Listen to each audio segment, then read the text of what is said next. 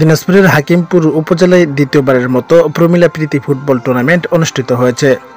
সোমবার বিকেল 4:30টায় বাউনা ছাত্র কল্যাণ সমবায় সমিতির আয়োজনে উপজেলার আলিহাট ইউনিয়নের বাউনা গ্রামের অস্থায়ী মাঠে দ্বিতীয়বারের মতো প্রমিলা প্রীতি ফুটবল টুর্নামেন্ট অনুষ্ঠিত হয়। প্রমিলা প্রীতি ফুটবল টুর্নামেন্ট দেখার জন্য দুপুরের পর থেকে আশপাশের গ্রাম থেকে শত শত ফুটবল প্রেমী নারী ও পুরুষের উপচে পড়া ভিড় দেখা গেছে। খেলায় অংশগ্রহণ করেন পঞ্চগড় বনাম রাজশাহী নারী ফুটবল দল। পঞ্চগড় দলের গোলকিপার ইন্নিমা ও রাজশাহী দলের গোলকিপার স্বপ্না। এছাড়াও ঈশিতা, রত্না, জয়া, কাকলি, মুসলিমা, দুলালী, বৃষ্টি, মমিতা সহ আরো অনেক নারী ফুটবল খেলোয়াড় দুদলে খেলেছেন।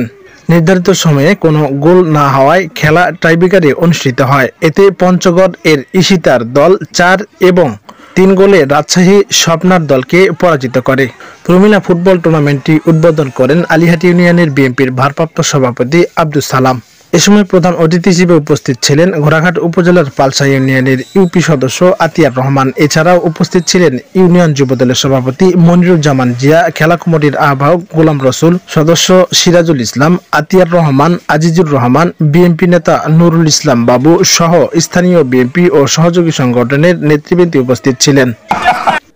তো জানি না কেমন খেলবো, বাট আশাবাদী যে আমরা ম্যাচ জিতবো ইনশাআল্লাহ। আসসালামু আলাইকুম, আমি স্বপ্না। তো আজকে খেলতে আসছি হিলি বাউনা, আর আমার বাসা হচ্ছে ময়মনসিংহ। তো ময়মনসিংহ থেকে উত্তরবঙ্গে খেলতে আসছি। সবাই দোয়া করবেন যেন আমি ভালো খেলতে পারি, সবাইকে যেন একটা ভালো খেলার পর দিতে পারি, আর যেন আমি সবার ভালোবাসা যেন পাইতে পারি। অনেক জায়গায় আচ্ছা হিলি থেকে আসছি নিউজটা কভার দেওয়ার জন্য। আসলে গ্রাম পর্যায়ে যে নারী ফুটবল খেলা, এটা তো সাধারণত শহর বা জেলা পর্যায়ে হয়ে থাকে। গ্রাম পর্যায়ে চলে আসছে মানুষের মধ্যে একটা আনন্দ নিতে আর কি।